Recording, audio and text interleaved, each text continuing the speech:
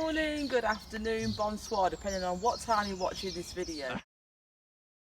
The Spa Trail followed part of the old Horncastle and Woodhall Junction railway line and a length of the Horncastle Canal for a distance of 4 miles. During a great Victorian age of railway building, the branch line opened in 1855. Although passenger trains ceased approximately a century later in 1954, goods trains continued until the line closed in 1971. This section of old track had a new use as a walking and cycling trail as well as a bridleway. Spring has finally sprung and today we are walking on the Spa Trail,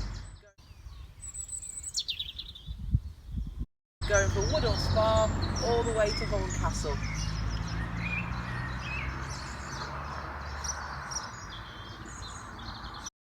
Giant ferns, a diving otter and Viking longship were some of the sculptures seen along the trail, inspired by the vibrant landscape and local history.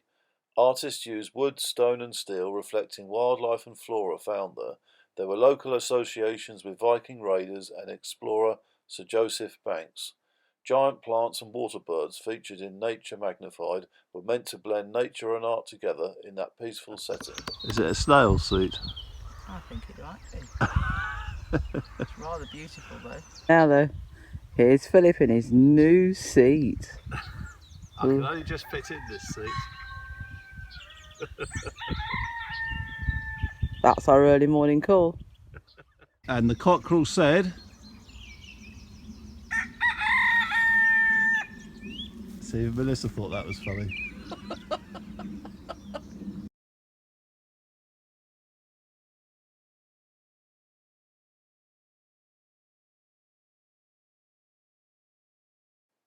Woodlands were places to be valued for their beauty, feelings of peace and tranquility that they inspired, related to the wildlife that they supported.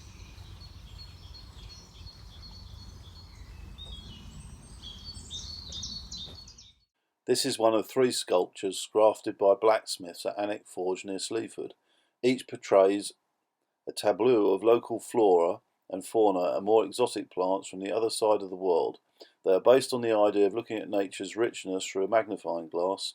They celebrate the work of Sir Joseph Banks, the eminent botanist who accompanied Captain James Cook's first South Pacific expedition on board HM Bark Endeavour to Australia, New Zealand and South America in 1768. He spent his early childhood near Horncastle at the family's Reversby estate.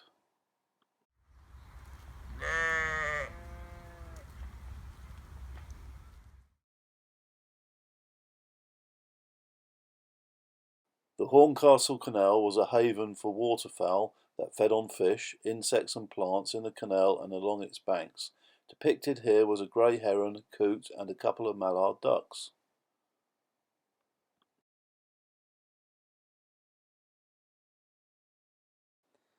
At this point we chose to quicken our pace.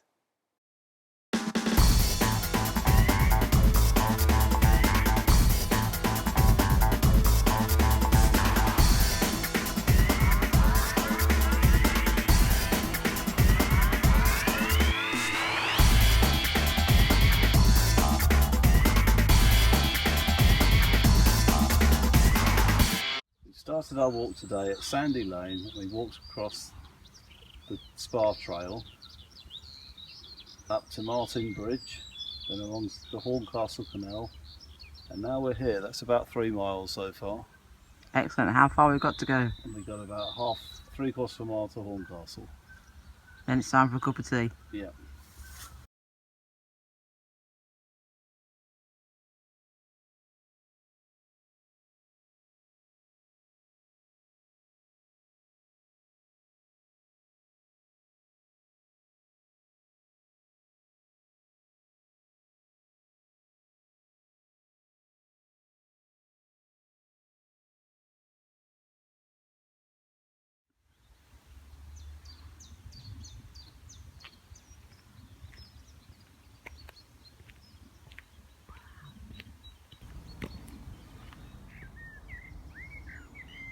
The Horncastle Canal once filled these banks, the water level kept higher for industrial boat travel with a series of locks.